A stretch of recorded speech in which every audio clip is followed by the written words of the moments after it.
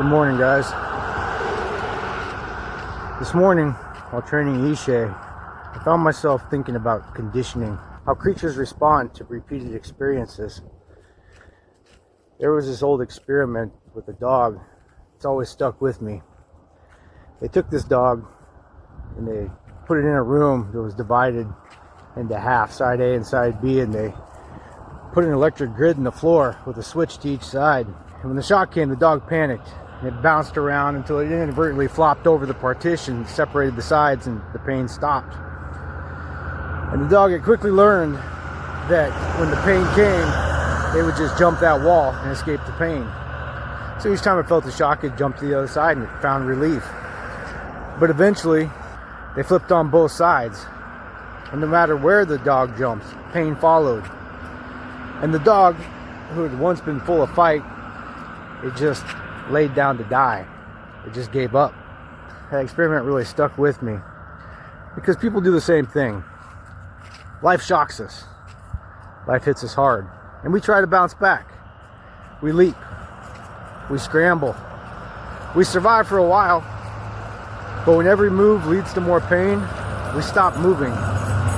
We give up. We lay down.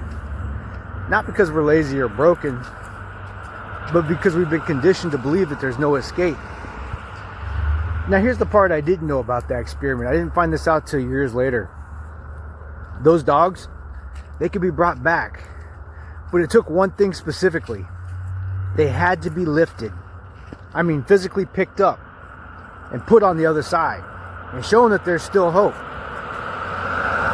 And that's when it hit me. People are the same way. Sometimes we just need someone to step in, to pick us up when we've gone numb, to say, look, it's not over. There is another way. And that reminded me of that poem, Footprints in the Sand. And in that poem, the guy is looking back over his life. And he sees, for most of his life, there's two sets of footprints. There's his, and there's God's, with him. But then as he looks, he realizes through all the most difficult times in his life, there's only one set of footprints. He says, God, why did you leave me? Why did you forsake me during the most difficult times in my life? And God said, I didn't leave you. That's when I carried you. And if you put those two things together, you can see it clearly. When we can't move,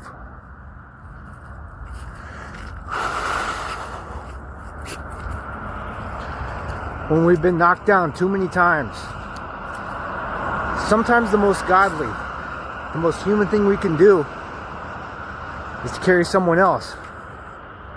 Because they don't need a lecture. They don't need motivation. They need to be lifted.